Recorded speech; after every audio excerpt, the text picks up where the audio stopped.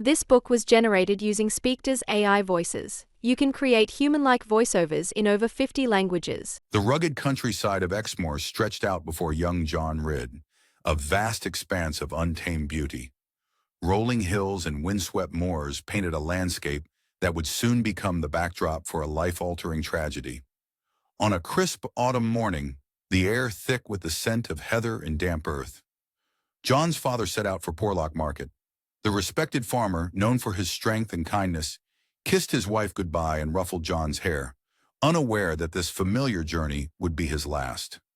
As the day wore on, an uneasy feeling settled in John's stomach. He tried to shake it off, busying himself with chores around the farm, but the knot of worry only tightened as the sun began its descent.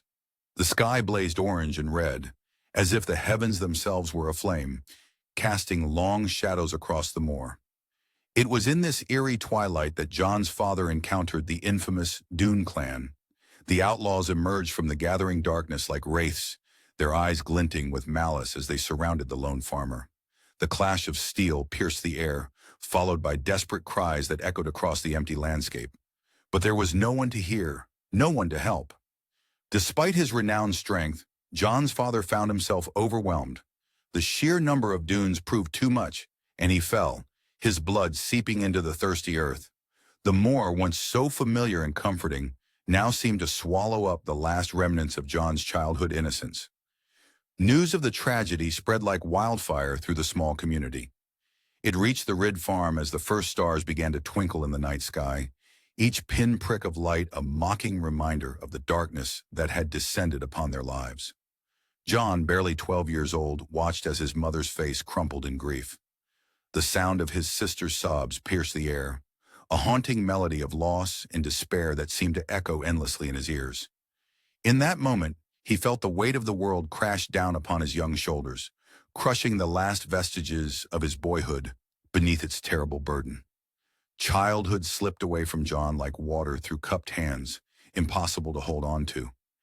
He found himself thrust into the role of man of the house, a title that sat heavy and uncomfortable on his boyish frame. The farm, once a place of joy and laughter, now loomed before him like a daunting mountain he wasn't sure he could climb. Yet climb he must. With each passing day, John threw himself into the work of the farm with a determination born of necessity and fueled by grief. His hands, once soft with youth, grew calloused and strong as he learned to manage the land and livestock. The fields that had once been his playground became his classroom, teaching him harsh lessons of perseverance and resilience. As John's body grew, so too did the seed of resentment in his heart. The Doon name became a bitter taste in his mouth, a constant reminder of all that had been taken from him. This anger, this burning desire for justice, became the fuel that drove him forward, shaping his actions and decisions in the years to come. The local community watched with a mixture of pity and admiration as young John shouldered his newfound responsibilities. They marveled at his growing strength, at the way he seemed to shoot up like a young oak, strong and unyielding in the face of adversity. Whispers began to circulate, and soon John found himself with a new moniker: John Ridd the Big. As the seasons turned and years passed, John's reputation grew alongside his stature. He became known not just for his size, but for his unwavering determination and quiet strength. Yet beneath it all, the memory of that fateful day remained, a constant ache in his chest, a wound that refused to heal. The moors of Exmoor, once a place of wonder and adventure, now held a different meaning for John. They were a constant reminder of what he had lost and what he had become. As he stood atop a hill, looking out over the land that had shaped him, John felt a stirring in his heart. Something was coming, a change as inevitable as the turning of the seasons. Little did he know that fate was about to deal him another hand, one that would test everything he had become and everything he believed in. As the sun dipped below the horizon, casting long shadows across the moor, John couldn't shake the feeling that his life was about to change once again. The wind whispered through the heather, carrying with it the promise of an encounter that would alter the course of his life forever. Time marched relentlessly forward, shaping John Ridd into a strapping young man. The years had molded him, but nothing could have prepared him for the encounter that would forever alter the course of his life. The sun hung high in the azure sky, its warmth seeping into John's skin as he made his way to the babbling stream near the edge of the forbidden dune valley. The air was thick with the sweet scent of wildflowers and the earthy aroma of damp soil. John's heart beat steadily, in tune with the rhythm of his footsteps on the soft grass. As he reached the stream, John paused, drinking in the scene before him. The water danced and sparkled, catching the sunlight like 1,000 tiny diamonds. Leaves rustled overhead, their gentle whispers a soothing melody. He took a deep breath, feeling the tension in his shoulders melt away. With practiced ease, John cast his line into the stream. The familiar motion brought a sense of peace, a momentary respite from the restlessness that had been gnawing at him lately. He stood there, lost in thought, the world around him fading into a pleasant blur. Suddenly, a rustle in the nearby bushes shattered the tranquil silence. John's heart leaped into his throat, his muscles tensing instinctively. Time seemed to slow as a figure emerged from the foliage. She was a vision, a young woman of such ethereal beauty that John's breath caught in his chest. Her dark hair cascaded down her back like a waterfall of midnight, framing a face that could have been carved by angels. But it was her eyes that truly captivated him, deep pools of mystery that sparkled with a mixture of curiosity and caution. This was Lorna Doone, though John didn't know it yet. She moved with a grace that seemed almost otherworldly, her feet barely seeming to touch the ground. The sunlight danced across her skin, giving her an almost luminous quality. Their eyes met, and the world around them faded away. John, usually so sure of himself, felt his words catch in his throat. His heart pounded so loudly he was sure she must be able to hear it. Lorna, too, seemed struck by the gentle giant before her, his kind eyes a stark contrast to the rough men she was accustomed to. "Who are you?" Lorna's voice was soft, barely above a whisper, but it carried to John as clearly as if she had shouted. It was like honey, sweet and smooth, sending a shiver down his spine. "John," he replied, his own voice sounding strange to his ears, rough and unsteady. "John Ridd. And you?" A flicker of something, recognition, fear, passed across Lorna's face before she answered. "Lorna. Just Lorna." The way she said it, with a hint of sadness, made John's heart ache with a sudden, inexplicable longing to comfort her. They began to talk, carefully at first, like two wild animals circling each other. As the conversation flowed, however, their initial wariness gave way to a growing fascination. John found himself captivated by Lorna's quick wit and gentle nature, while she marveled at his strength tempered by kindness. They shared stories of their lives, each instinctively knowing to keep certain details hidden. John spoke of his farm and family, painting a picture of a simple but happy life. His eyes lit up as he described the rolling hills and lush meadows of his home, his words bringing the scene to life for Lorna. She, in turn, spoke of her love for nature and books, carefully avoiding any mention of the dunes. Her face glowed as she described her favorite stories, her hands moving animatedly as she spoke. As they talked, the sun began its descent, painting the world in hues of golden pink. The babbling of the stream seemed to grow softer, as if nature itself was loath to interrupt their conversation. Both John and Lorna knew their time together was drawing to a close, yet neither seemed willing to be the first to leave. Finally, with a regretful sigh, Lorna rose to her feet. "I must go," she said, her eyes never leaving John's face. "But I'm glad we met, John Ridd." Her voice held a warmth that made John's heart soar. John nodded, unable to find the words to express the tumult of emotions swirling within him. As Lorna disappeared back into the forest, he remained rooted to the spot, his fishing forgotten. The world around him seemed duller somehow, as if Lorna had taken all the color with her when she left. In the days that followed, John found himself unable to shake the memory of Lorna from his mind. Her face haunted his dreams. Her voice echoed in his ears. The farm work that had once brought him satisfaction now felt hollow, his thoughts constantly drifting back to that magical afternoon by the stream. Yet with this newfound joy came a gnawing sense of guilt. How could he be so drawn to a member of the family responsible for his father's death? The conflict tore at him, his heart and his head at war with each other. He found himself staring off into the distance, lost in thought, much to the concern of his family. Little did John know that Lorna too was grappling with her own conflicted feelings. In the young farmer, she had glimpsed a world beyond the confines of the Dune Valley, a world of warmth, kindness, and possibility. She found herself longing for his gentle presence, even as she tried to push thoughts of him away. As the days turned into weeks, John's thoughts of Lorna only grew stronger. He found himself making excuses to visit the stream, hoping against hope to catch another glimpse of her. Each time he returned home disappointed, the ache in his heart grew. One evening, as the sun dipped below the horizon, painting the sky in brilliant shades of orange and purple, John made a decision. He couldn't go on like this. He had to see her again, no matter the cost. With a mixture of excitement and trepidation, he began to plan his next move. Little did he know this decision would set in motion a chain of events that would challenge everything he thought he knew about love, loyalty, and the true nature of the Dune family. John and Lorna's love flourished in secret, their hearts entwining with each stolen moment. As their connection deepened, John began to harbor suspicions about Lorna's true lineage. In their hidden glade, dappled sunlight filtered through the leaves, casting a golden glow on Lorna's face. John couldn't help but marvel at her delicate features, so at odds with the rugged Dune clan. Her gentle laugh, like wind chimes in a summer breeze, echoed through the clearing. It stirred something within him, a protective instinct, a burning curiosity. "You're different, Lorna," he murmured, his calloused hand gently cupping her cheek, like a butterfly among moths. Her eyes, deep as forest pools, met his. "Sometimes I feel it too, John, as if I don't quite belong." Those words ignited a fire in John's heart. He became a man on a mission, moving through the village like a shadow at twilight.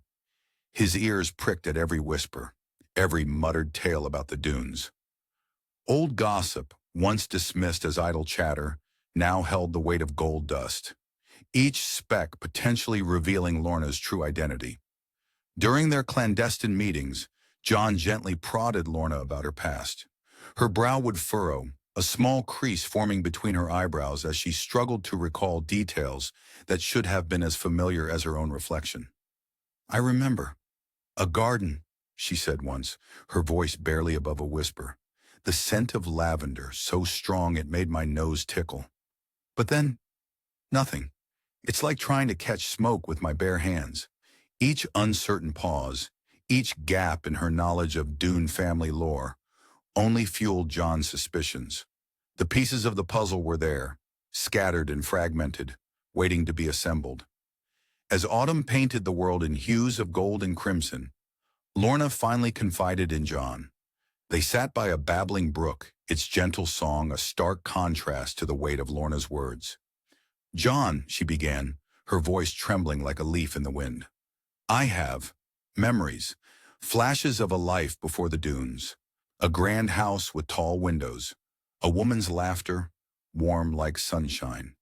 But it's all so hazy, like a dream half-remembered upon waking." John listened, his heart pounding like a war drum. Together they began to piece together the shards of Lorna's past. It was painstaking work, like trying to recreate a shattered mirror. Each fragment reflected a different facet of truth, slowly forming a picture neither of them had expected. And then, like a bolt of lightning splitting the sky, the shocking revelation struck them both. Lorna's eyes widened, her face paling as the truth dawned on her. I was taken," she whispered, her voice barely audible over the rustling leaves. "The dunes. They stole me from my true family." The truth of her origins, long buried beneath layers of lies and misdirection, now lay bare before them. John's arms encircled Lorna, holding her close as she trembled with the weight of this discovery. This revelation forged an even stronger bond between them. No longer was Lorna bound to the dunes by blood. Instead, she was a caged songbird, longing for freedom. John's heart swelled with fierce determination. He would help Lorna escape her captors and uncover her true heritage, no matter the cost. Yet with this newfound knowledge came a shadow of fear, dark and oppressive. What would the Dunes do if they discovered Lorna's desire to leave? The thought hung over them like a storm cloud, adding urgency to their every stolen moment together. As the sun began to set, painting the sky in fiery hues, John and Lorna clung to each other in their secret glade. The weight of their discovery and the uncertainty of their future pressed down upon them like a physical force. "We'll find a way," John murmured into Lorna's hair, his voice low and intense. "I swear it, Lorna. I'll see you free." But as they parted, reluctantly returning to their separate lives, a chill ran down John's spine. He couldn't shake the feeling that their time was running out. The truth of Lorna's kidnapping added a desperate urgency to their situation. As he watched her disappear into the gathering twilight, a single thought echoed in his mind. What if the Dunes already knew? The truth of Lorna's origins had been unveiled, casting a new light on her predicament. This revelation ignited John Ridd's resolve to free her from the Dunes' clutches, burning stronger than ever before. John's mind raced like a wild river, each thought a tumbling stone as he meticulously crafted a plan for Lorna's rescue. The landscape around him, once merely familiar, now held vital purpose. Every hill and hollow, every twist of stream and cluster of trees, etched in his memory from years of roaming, became a potential ally or obstacle in his mission. His muscles, honed by years of farm work, coiled with anticipation, ready to be put to the ultimate test. As night fell, the world seemed to hold its breath. A moonless sky draped the valley in a cloak of inky darkness, broken only by the faint pinpricks of distant stars. John's heart thundered in his chest, each beat a war drum as he crept towards the Dune stronghold.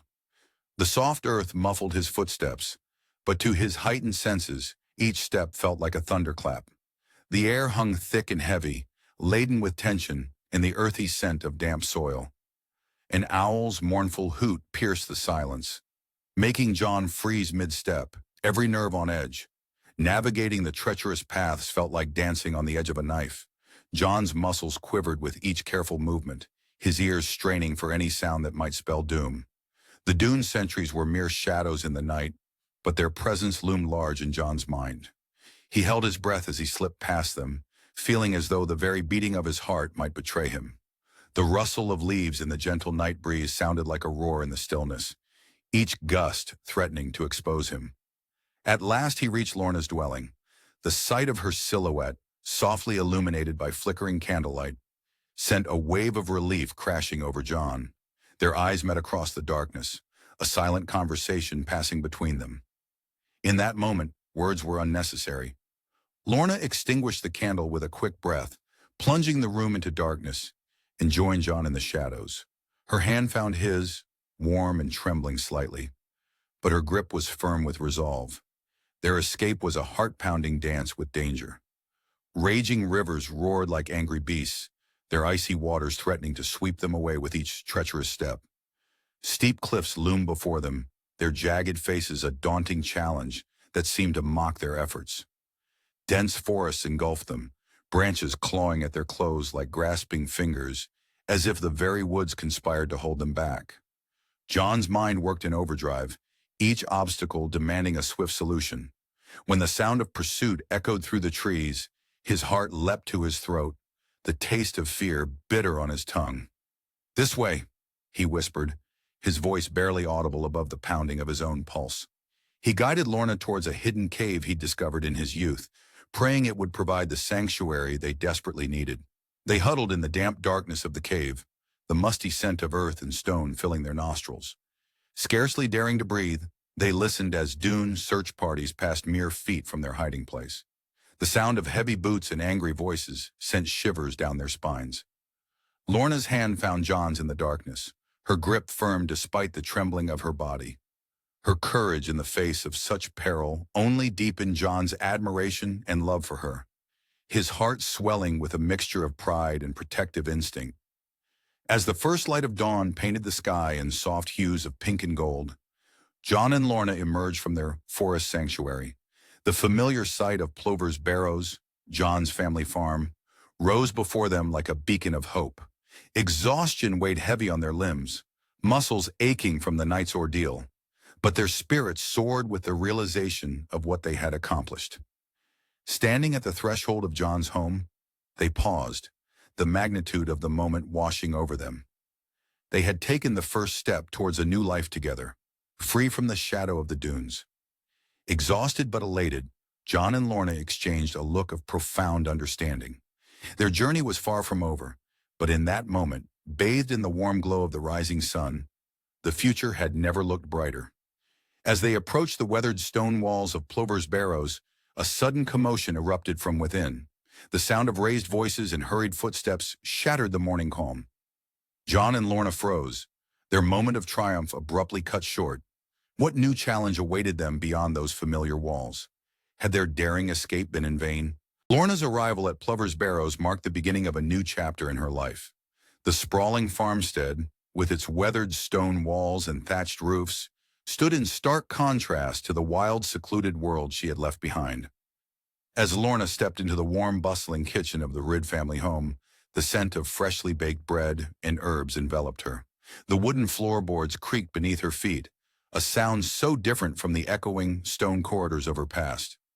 John's mother, Annie, her kind eyes tinged with wariness, wiped flour-covered hands on her apron as she regarded the newcomer.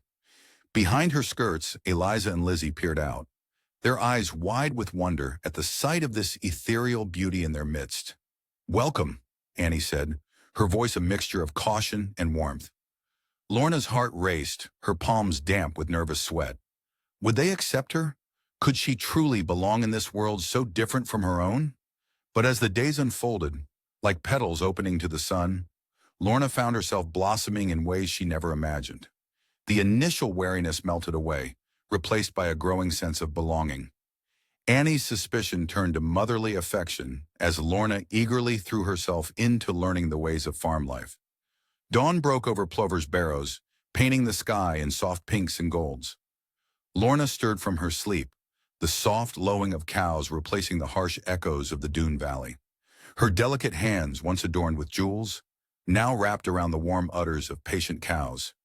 Each stream of milk that hit the pail was a small victory, a step further from her past and deeper into her new life. In the garden, Lorna discovered a world of wonder. The rich, dark soil crumbled between her fingers as she planted seeds, marveling at the miracle of life contained within each tiny speck. The scent of herbs and blooming flowers became her new perfume, far sweeter than any artificial fragrance she had known before. John, his eyes shining with pride and love, became Lorna's devoted teacher. Together they walked the fields, the whisper of wheat in the breeze a gentle accompaniment to his deep voice as he explained the intricate dance of crop rotation. In the barn, surrounded by the earthy smell of hay and leather, Lorna's laughter rang out as she clumsily attempted to shear a sheep, the sound more melodious to John than any church bell. As summer stretched on, golden and warm, Lorna found joy in the simplest of pleasures. The satisfaction of a well-kneaded loaf of bread, the cool splash of creek water on her feet, the warmth of a newborn lamb in her arms, each moment a treasure she held close to her heart. In the quiet moments between chores, John and Lorna's bond deepened like roots seeking water. Atop a grassy knoll, as the sun dipped below the horizon, painting the sky in breathtaking hues, they shared their hopes and dreams. Lorna spoke of her desire for a life filled with love and purpose, free from the shadows of her past. John, in turn, shared his vision of a prosperous farm and a home filled with laughter and children. As twilight settled around them like a soft blanket, their hands found each other, fingers intertwining in a silent promise. Yet even as their love bloomed, a dark cloud loomed on the horizon. The threat of the dunes hung over their newfound happiness like a sword of Damocles. John's jaw would tighten, his eyes scanning the distant hills as if expecting to see the glint of a musket at any moment. With the same diligence he applied to tending his crops, John set about fortifying Plover's Barrows. Lookout points were established on the highest points of the farm, manned in shifts by trusted neighbors. The community, bound by their shared fear and respect for John, rallied around to protect Lorna. Despite these precautions, an undercurrent of tension ran through their days. Lorna would sometimes pause in her work, her heart skipping a beat at the snap of a twig or the rustle of leaves. John found himself reaching for his rifle more often, the weight of it a constant reminder of the danger that lurked beyond their peaceful valley. As summer began to wane, giving way to the golden hues of autumn, John and Lorna found themselves changed. They had grown together, like two saplings intertwining as they reached for the sky. Lorna, once a delicate flower of the nobility, had put down roots in the rich soil of farm life. John, always strong and steady, had found a new depth of tenderness and purpose in his love for Lorna. The harvest approached, bringing with it a bittersweet mixture of joy and apprehension. As John and Lorna worked side by side in the fields, their scythes swinging in unison, they couldn't shake the feeling that this peaceful time was drawing to a close. The dunes, a force as wild and unpredictable as the moors themselves, would not easily relinquish their claim on Lorna. On the eve of the harvest festival, as the sun dipped below the horizon, casting long shadows across the fields, an uneasy silence fell over Plover's Barrows. The air grew thick with tension, like the calm before a storm. John and Lorna stood hand in hand on the porch, their eyes scanning the darkening landscape. Suddenly, a distant sound broke the stillness, the thundering of hooves growing louder with each passing moment. The relative peace at Plover's Barrows was shattered in an instant. The dunes, enraged by Lorna's escape, launched a vicious attack on the Ridd farm. Night had fallen, wrapping the countryside in a thick blanket of darkness. The air hung heavy, like a wool cloak, stifling and oppressive. John Ridd stood at the farmhouse window, his broad shoulders tense, eyes straining against the inky blackness. The occasional hoot of an owl or rustle of leaves in the breeze only heightened the eerie stillness. His heart pounded, each beat a reminder of the impending danger. He'd known this moment would come, had felt it in his bones. The dunes wouldn't let Lorna's departure go unpunished. Suddenly the night erupted. Like a swarm of angry hornets, the dunes descended upon the property. Their battle cries pierced the air, sharp as knives, sending chills down John's spine. At their head rode Carver Doone, his face a mask of pure hatred, sword gleaming wickedly in the pale moonlight.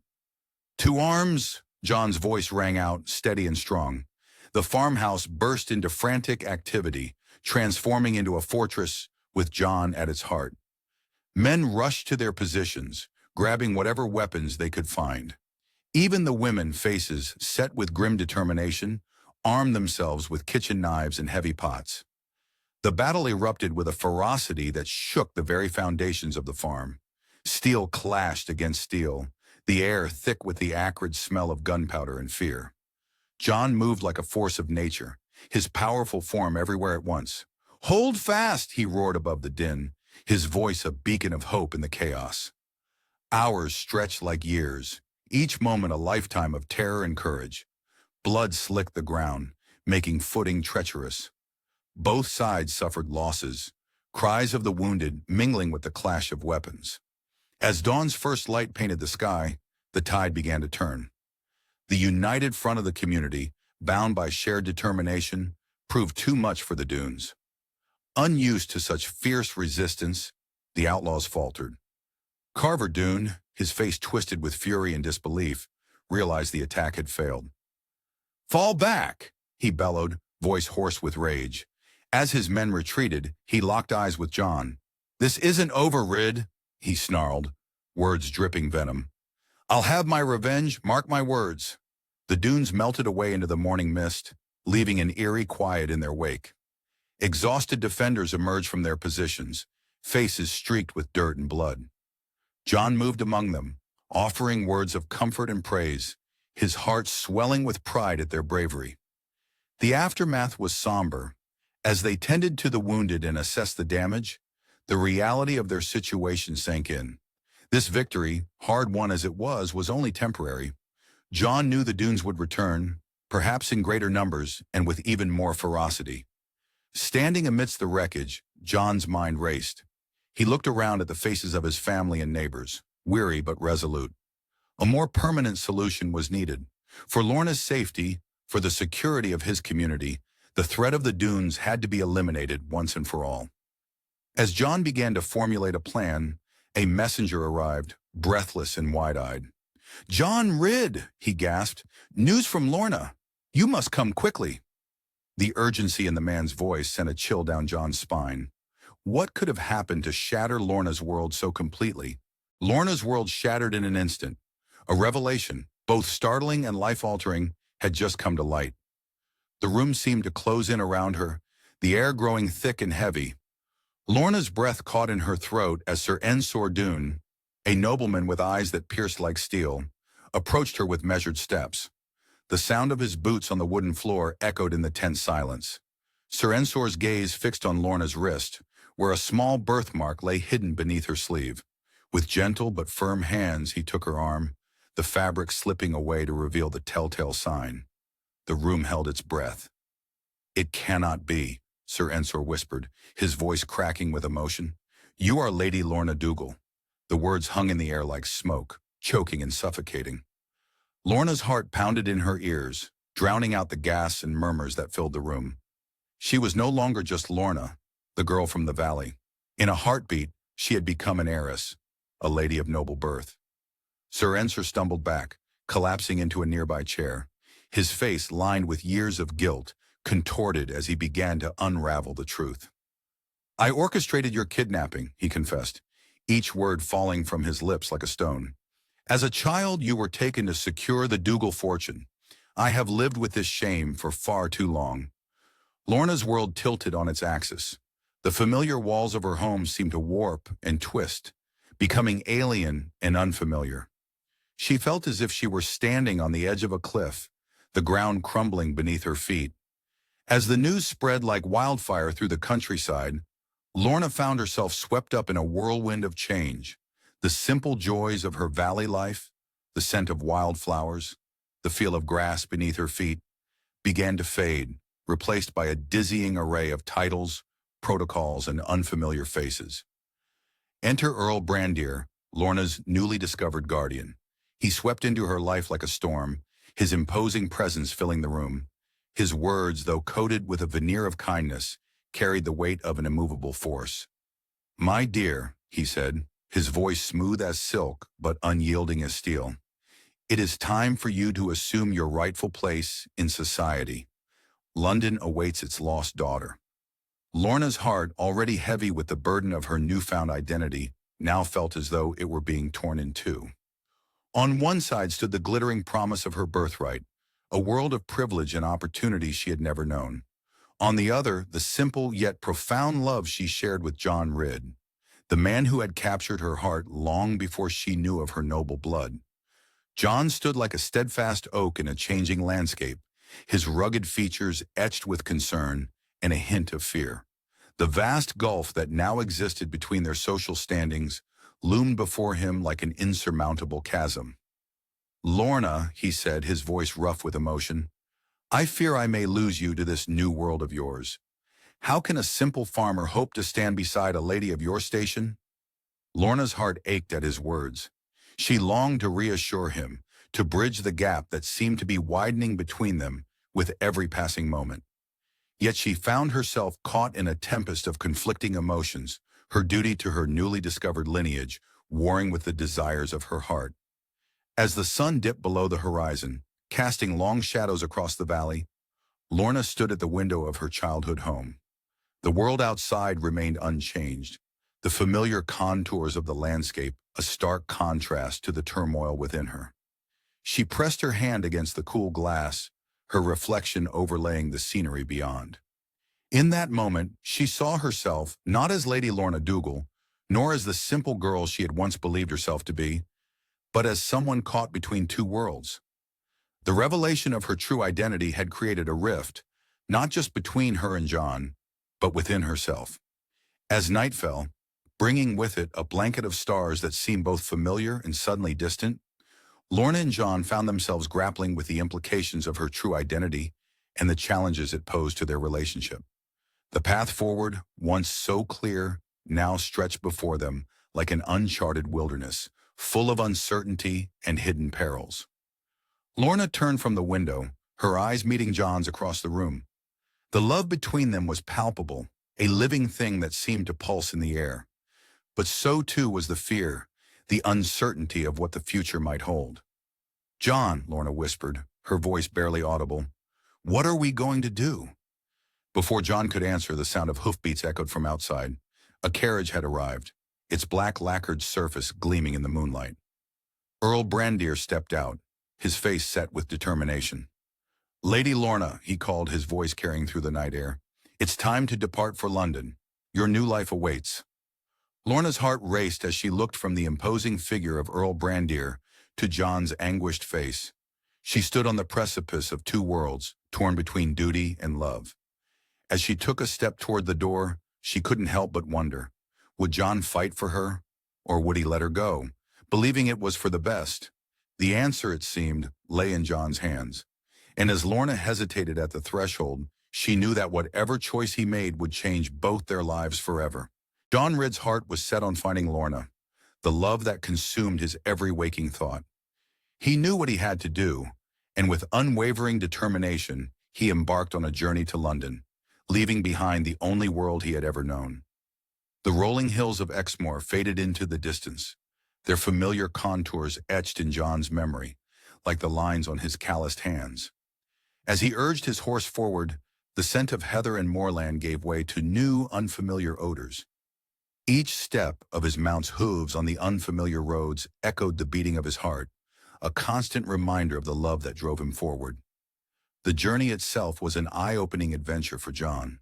He marveled at the changing landscape, from lush countryside to bustling towns. The world seemed to expand with every mile, growing larger and more complex than he had ever imagined. Fellow travelers crossed his path, each a story waiting to be told. Some were kind, offering advice and directions with a warm smile, while others eyed the country lad with suspicion or amusement, their gazes making John's skin prickle with self-consciousness. As London loomed on the horizon, John's senses were assaulted by a cacophony he had never experienced before. The city rose before him like a great living beast, its streets teeming with life and its buildings stretching toward the sky. The air was thick with the mingled sense of humanity, animals, and industry, a far cry from the clean, crisp air of Exmoor. The stench of sewage and unwashed bodies made John's nose wrinkle, while the constant clamor of voices, hooves, and wheels seemed to penetrate his very bones. John's rural attire and manners made him stand out like a sheep among wolves. As he navigated the crowded streets, he couldn't help but feel like a fish out of water, gasping for air in this sea of humanity. The fast-paced life of Londoners bewildered him. Everyone seemed to be in a hurry, pushing and shoving their way through the throngs of people with a single-minded determination that left John reeling. "Oi, country bumpkin, watch where you're going!" A street vendor yelled as John accidentally bumped into his cart, sending apples rolling across the cobblestones. The man's face was red with anger, his eyes flashing with contempt. "I'm terribly sorry," John stammered, his cheeks flushing red as he scrambled to help gather the scattered fruit. His hands trembled slightly as he picked up the bruised apples, acutely aware of the curious and judgmental stares of passers-by. Such misunderstandings became commonplace as John tried to find his footing in this strange new world. Yet with each misstep and moment of confusion, his resolve only grew stronger. Lorna was here, somewhere in this vast, bewildering city, and he would find her. The thought of her face, her smile, her gentle touch, was like a balm to his frayed nerves, soothing the ache of homesickness that threatened to overwhelm him. Navigating the complex social landscape of London's nobility proved to be John's greatest challenge. The intricacies of upper-class etiquette were as foreign to him as the city itself. He found himself stumbling through conversations, his honest and straightforward nature often at odds with the veiled words and hidden meanings of high society. Each interaction was like walking through a field of hidden traps, and John felt the constant fear of saying or doing the wrong thing. "My dear fellow," a foppish gentleman drawled, eyeing John's simple attire with barely concealed disdain, "one simply must have the right connections to move in certain circles. And those circles, I'm afraid, are quite beyond your reach." The man's words dripped with condescension, each syllable a dagger aimed at John's heart.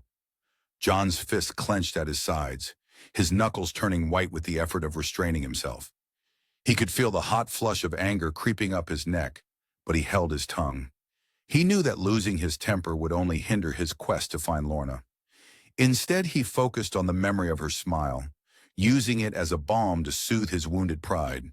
In his mind's eye, he saw her standing in a field of wildflowers, her hair dancing in the breeze, and he drew strength from that vision.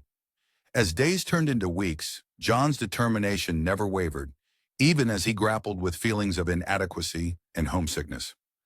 The sophisticated world of London's elite seemed a far cry from the simple life he had known, and at times he questioned whether he truly belonged in Lorna's world. The weight of his doubts pressed down on him like a physical burden, threatening to crush his spirit. Yet for every setback, there were moments of unexpected kindness. A sympathetic maid slipped him information about upcoming social gatherings, her eyes twinkling with mischief as she whispered the details.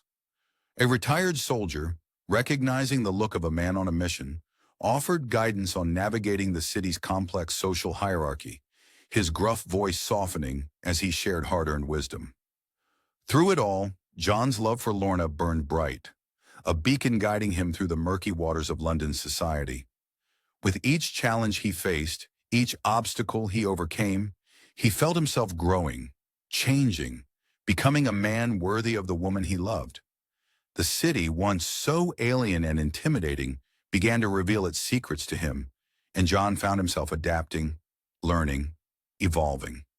As he stood on the threshold of yet another grand house, preparing to face whatever trials lay ahead, John took a deep breath. The bustling city around him faded away, and for a moment he could almost smell the heather of Exmoor, could almost see Lorna's face. With renewed determination, he straightened his shoulders and stepped forward, ready to prove himself worthy of her love in this sophisticated world so far from home. But as John reached for the ornate door knocker, a commotion erupted behind him. Turning, he saw a familiar face in the crowd. Earl Brandir, Lorna's formidable guardian, striding purposefully towards him. The Earl's eyes locked onto John, filled with a mixture of surprise and suspicion. In that moment, John realized that his quest to find Lorna had just become infinitely more complicated, and the true test of his worth was about to begin. John Ridd found himself in the bustling heart of London, a world away from his familiar farmlands. Here, amidst the clamor and grandeur of the city, he faced the daunting task of proving his worth to Earl Brandir, Lorna's formidable guardian, and the skeptical noble society that surrounded them. The cobblestone streets echoed with the clatter of horse hooves and the chatter of well-dressed aristocrats. The air was thick with the scent of coal smoke and perfume, a far cry from the fresh country air John was accustomed to. His heart pounded like a blacksmith's hammer against an anvil, a mix of excitement and trepidation coursing through his veins as he made his way to Earl Brandir's grand estate. The Earl's study was a testament to power and wealth. Rich mahogany bookshelves lined the walls and a massive desk dominated the room. Earl Brandir stood tall and imposing, his piercing gaze sweeping over John like a farmer might appraise a new workhorse. "So," he said, his voice as crisp as autumn leaves, "you're the farmer who seeks to win my ward's hand." John straightened his back, determined to show his mettle. The weight of his love for Lorna gave him courage. "Yes, my lord, I may be a farmer, but my love for Lorna is as true as any nobleman's." A hint of amusement flickered in the Earl's eyes. "We shall see. Love alone does not a suitable match make. You'll face a series of trials to prove your worth." And so began John's grueling journey. His first challenge came in the form of a fencing match. The opponent, a lithe nobleman with a rapier as quick as a viper's strike, circled John like a predator. But John, drawing on years of hard work and quick reflexes honed in the fields, surprised everyone with his unorthodox style. He moved like a mountain stream, unpredictable, powerful, and impossible to pin down. Steel clashed against steel, the sound ringing out in the hushed room. Sweat beaded on John's brow as he parried and thrust, his farmer's strength giving each move a shocking force. In the end, he stood victorious, chest heaving, the watching nobles gasping and murmuring in disbelief. Next came a test of horsemanship. John's heart lifted at the sight of the magnificent steeds in the Earl's stables. He approached a spirited black stallion, its coat gleaming like polished onyx. With gentle words and a sure touch, John calmed the beast, mounting it with the ease of one born in the saddle. As they thundered across the countryside, John and the horse moved as one. The wind whipped through his hair, carrying the scent of grass and wildflowers. He guided the animal with the lightest touch, anticipating its moves as if they shared one mind. The nobles watching from their carriages couldn't help but be impressed by the grace and power of the duo. But it wasn't just physical prowess that Earl Brandir sought. In the grand library surrounded by leather-bound tomes and the scent of old parchment, John found himself engaged in heated debates on agriculture and land management. His practical knowledge, born from years of working the land, shone through. He spoke of crop rotation, soil health, and innovative farming techniques with a passion that lit up his eyes. "You see, my lord," John explained, his hands moving animatedly, "the land is like a living thing. Treat it with respect and understanding, and it will yield bounty beyond measure." The Earl leaned forward, intrigued despite himself. "Go on, young Ridd. Your ideas are most interesting." As the days passed, John faced challenge after challenge. Each trial seemed designed to break him, to expose him as nothing more than a simple farmer out of his depth. But John's unwavering spirit and quick mind saw him through. The final test came in the form of a wrestling match against a renowned fighter. The man was a mountain of muscle, with arms like tree trunks and a chest as broad as a barn door. John, though strong from his years of farm work, looked almost small in comparison. As they grappled, John's mind raced. The smell of sweat and leather filled his nostrils. He couldn't overpower this giant with brute strength alone. So he adapted, using leverage and quick thinking to turn his opponent's size against him. With a move as unexpected as a summer snow, John managed to pin the larger man, leaving the audience in stunned silence. Throughout it all, John's integrity shone like a beacon. He competed fairly, spoke honestly, and treated everyone, from the highest noble to the lowest servant, with equal respect. His humility in victory and grace in difficulty did not go unnoticed. As the sun set on the final day of trials, Earl Brandir called John to his study once more. The room was bathed in the warm glow of candlelight, casting long shadows across the Earl's thoughtful face. "John Ridd," he began, his voice softer than before, "you have surprised me. Your rural upbringing, which I once saw as a disadvantage, has given you strength of character and practical wisdom beyond your years." John stood tall, his heart racing with hope. The Earl continued, a small smile playing at the corners of his mouth. "I see now that true nobility lies not in one's birth, but in one's actions. You have my permission to court Lorna officially." Joy burst in John's chest like a dam breaking, flooding him with relief and happiness. He had done it. Against all odds, he had proven himself worthy in the eyes of London's nobility. But more importantly, he had stayed true to himself and to his love for Lorna. As he left the Earl's study, John's steps were light. The London air, once so foreign and intimidating, now felt full of promise. He had faced the challenge of a lifetime and emerged victorious, ready to begin the next chapter of his life with Lorna by his side. With his heart soaring, John began to plan for the future. He dreamed of the day he would make Lorna his wife, of the life they would build together. But as he rounded the corner, heading towards his lodgings, a shadowy figure stepped out from an alleyway. The stranger's face was hidden beneath a dark hood, but John could feel the intensity of their gaze. A rough voice broke the silence of the night. "So, you're the farmer who thinks he can marry into nobility. We can't have that, now can we?" The figure's hand moved to their belt, and John caught the glint of steel in the moonlight.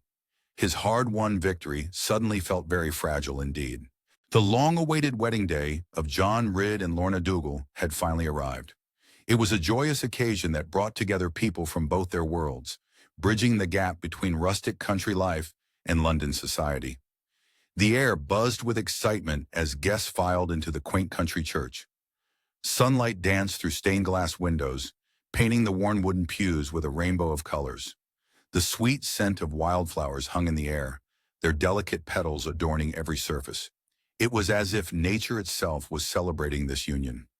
John stood at the altar, his broad shoulders filling out his best coat.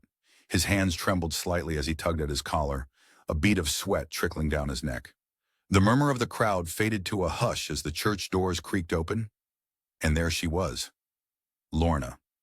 A vision in white, her dark eyes sparkling with unshed tears of joy. John's breath caught in his throat as she glided down the aisle, her gown flowing like water with each step. Their eyes locked, and the world around them seemed to fade away. As Lorna reached the altar, John took her hand in his.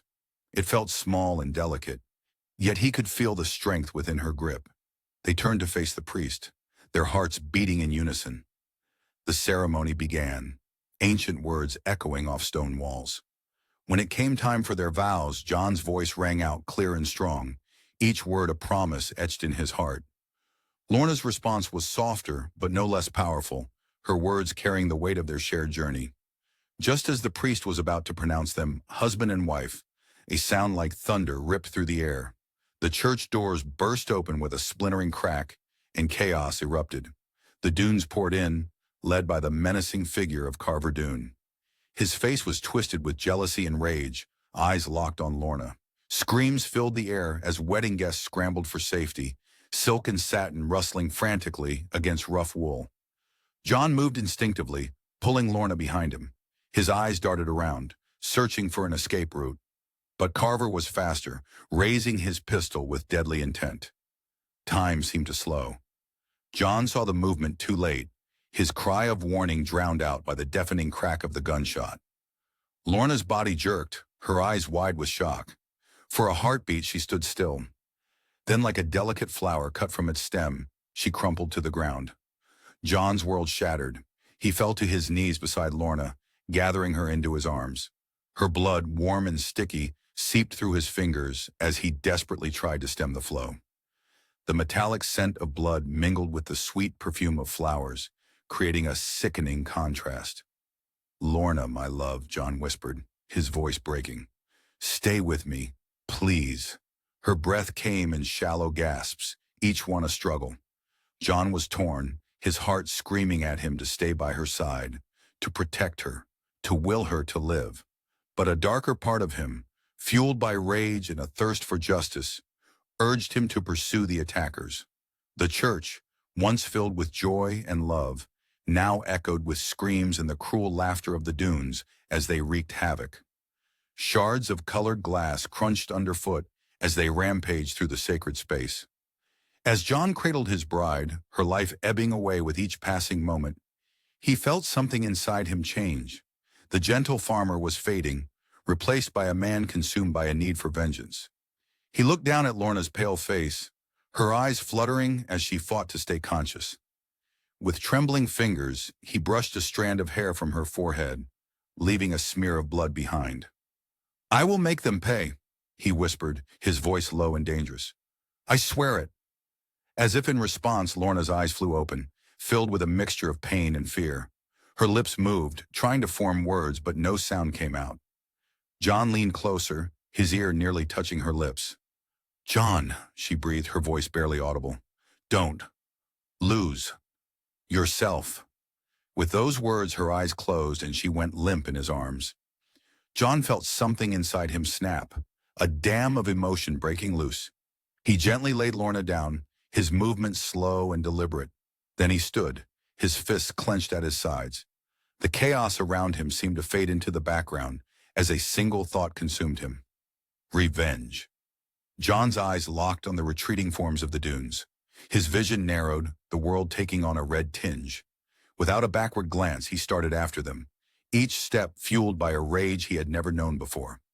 As he crossed the threshold of the church, leaving behind the shattered remnants of his perfect day, John Ridd was no longer the gentle giant known to his friends and family.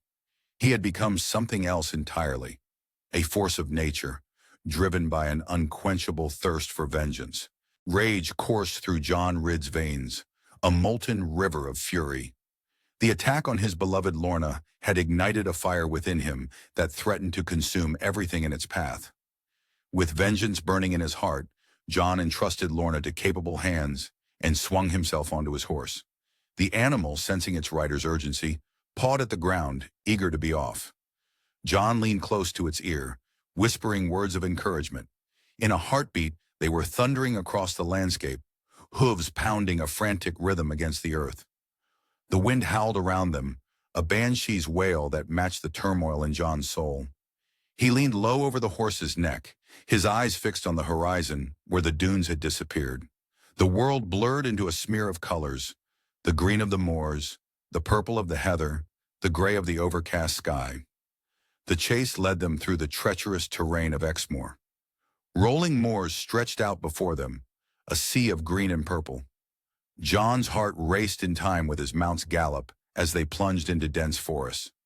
Branches whipped past his face, leaving stinging welts on his skin. The sharp scent of pine filled his nostrils, mingling with the earthy smell of damp soil and his own sweat. John's intimate knowledge of the land proved invaluable. Where the dunes hesitated at a fork in the path, John charged forward without pause. He took shortcuts through hidden valleys and over weather-worn hills, the landscape a familiar friend guiding him towards his prey. Like a hound on a scent, he slowly but surely gained ground. As they raced over rocky outcrops, the gap between hunter and hunted narrowed. The other dunes fell behind, their horses spent, until only Carver remained ahead. John could see him now, a dark figure against the pale sky, spurring his horse onward with desperate intensity. The sight of his enemy so close sent a jolt of adrenaline through John's body. The landscape grew wilder, more desolate. Jagged rocks jutted from the earth like broken teeth, and mist clung to the hollows between the hills. It was here, in this remote and forsaken place, that John finally cornered Carver Doone. Both men dismounted, their chests heaving from the grueling chase. They faced each other, two forces that had been in conflict for years now brought to this final confrontation. The air crackled with tension, like the moment before a lightning strike. John could hear his own heartbeat thundering in his ears, could feel the weight of destiny pressing down upon him. Without a word, they launched at each other. John's massive frame, honed by years of farm work, collided with Carver's lean, wiry body. They grappled fiercely, each seeking to gain the upper hand. Carver fought with the savage ferocity of a cornered animal, his experience in violence evident in every move. But John was fueled by something more than mere strength or skill. His righteous fury lent power to his blows, each punch landing with the force of long-suppressed anger. They traded brutal hits, the sound of flesh striking flesh echoing across the lonely moor. The taste of blood filled John's mouth, metallic and warm. The fight moved dangerously close to the edge of a treacherous bog. The ground beneath their feet grew soft and unstable, threatening to swallow them both. They struggled for balance, each trying to use the treacherous terrain to their advantage. The air grew thick with the stench of rotting vegetation and stagnant water. In a heart-stopping moment, John's foot slipped on the boggy ground. Carver, sensing weakness, lunged forward with a triumphant snarl. But John, calling upon reserves of strength he didn't know he possessed, twisted at the last second. Using Carver's momentum against him, John heaved with all his might. Time seemed to slow as Carver Doone, the man responsible for so much pain and suffering, teetered on the edge of the quagmire. His eyes widened in sudden, terrible understanding. Then, with a cry that was swallowed by the wind, he fell backward into the deadly bog. John watched, his chest heaving, as Carver struggled against the sucking mud. Slowly, inexorably, the earth claimed him. With each passing moment, more of Carver disappeared, until at last only ripples remained on the surface of the bog. The reign of terror was over. The thread of the Doone clan had sunk into the mire, never to rise again. Exhausted and battered, John sank to his knees. The adrenaline of the chase and fight drained from his body, leaving him trembling and weak. His muscles screamed in protest, and every breath sent a stab of pain through his ribs. But there was no time to rest. His thoughts turned to Lorna, and fear gripped his heart anew. Summoning the last of his strength, John rose to his feet. He began the long journey back, each step driven by hope and fear in equal measure. The landscape that had earlier blurred past now seemed to stretch endlessly before him. Every hill felt like a mountain, every valley a chasm to be crossed. His only prayer was that Lorna had survived, that she would be there waiting for him when he returned. With this thought burning in his mind, John Ridd set his face toward home and began to walk. The sun was setting, casting long shadows across the moor, as if the very land was reaching out to guide him home. As darkness fell, John's steps grew more urgent. The night air grew chill, and an eerie mist began to rise from the ground. In the distance, he thought he heard the faint sound of hoofbeats. Was it his imagination, or were there others on the moor tonight? Friend or foe, he couldn't be sure. With renewed energy born of desperation, John quickened his pace. He had to reach Lorna, had to know she was safe. The unknown that awaited him spurred him on, each step bringing him closer to the answer he both longed for and dreaded. John's heart thundered in his chest as he raced back to Lorna's side. His mind whirled with a tempest of fear and hope, the confrontation with Carver Doone still fresh in his memory. The air grew thick with tension as John burst through the door, his boots echoing on the wooden floor. The room fell silent, save for the soft ticking of a clock and the ragged sound of his own breathing. Time seemed to stretch like taffy as his eyes darted from face to face, searching desperately for a sign. Then, like the first ray of sunlight breaking through storm clouds, he saw it. A faint smile tugging at the corners of the doctor's lips. Relief crashed over John like a tidal wave, nearly buckling his knees. "She's alive!" The doctor's words barely registered as John stumbled to Lorna's bedside, his calloused hands trembling as they found hers. The days that followed blurred together in a haze of tender care and unwavering devotion. John rarely left Lorna's side, his farmer's hands now as gentle as a dove's wing as he tended to her needs. He watched with bated breath as color slowly returned to her cheeks, like the first blush of spring after a harsh winter. Their love, tested by fire, emerged from this ordeal like a sword tempered in flames, stronger and more resilient than ever before. As Lorna's strength returned, so did her spirit, her eyes sparkling with renewed life. Their conversations, once filled with fear and uncertainty, now brimmed with hope and plans for the future. When Lorna was well enough to stand, they made a decision that would change their lives forever. In stark contrast to their ill-fated first attempt, they chose to marry in a quiet, intimate ceremony. The small chapel was adorned with wildflowers, their sweet scent mingling with the earthy aroma of wooden pews and burning candles. Surrounded by a handful of their dearest friends and family, John and Lorna stood before the altar. Sunlight streamed through the stained glass windows, painting them in a kaleidoscope of colors as they exchanged vows. This time there was no interruption, no gunshot to shatter their joy. As John slipped the ring onto Lorna's finger, it felt like the final piece of a puzzle falling into place, a moment of perfect harmony. With the shadow of the dunes no longer looming over them, John and Lorna began their new life together at Plover's Barrows. The farm, once a symbol of John's simple life, now became a canvas for their shared dreams. They worked side by side, their different backgrounds creating a unique harmony that breathed new life into the land. Lorna's noble upbringing and education brought fresh ideas to the farm's operations. She introduced new accounting methods and reached out to her connections to expand their market. John, with his strong arms and deep understanding of the land, ensured their crops flourished. Together, they were like two streams merging into a mighty river, unstoppable in their flow. Yet challenges remained. The rift between the local community and Lorna's noble relatives was like a deep furrow in a field, not easily smoothed over. But John and Lorna approached this task with the same determination they had shown in overcoming their past obstacles. They organized gatherings, bringing together people from both worlds. The air was often tense at first, filled with wary glances and stilted conversation. But slowly understanding began to grow, like delicate seedlings pushing through hard soil. Lorna's grace and John's honesty won over even the most skeptical hearts. Gradually, the two groups began to see the value in each other, forging unlikely friendships and alliances. As the seasons changed, so did life at Plover's Barrows. The house, once echoing with just John's footsteps, now rang with laughter and love. Lorna's touch could be seen in the carefully tended flower gardens, bursting with color and fragrance. John's influence was evident in the well-maintained fields and barns, a testament to his hard work and dedication. Each night, as they sat by the crackling fireplace, John and Lorna would talk about their day, their dreams, and their future. The warm glow of the fire cast a soft light on their faces as they spoke of children, imagining little ones with Lorna's grace and John's strength running through the fields. The promise of a family of their own hung in the air, like the sweet scent of possibility. As they settled into their life together, John and Lorna looked forward to a future filled with love, peace, and the promise of a family of their own. free from the shadows that had long plagued their relationship. The road ahead stretched out before them like an endless summer day, full of hope and endless possibilities.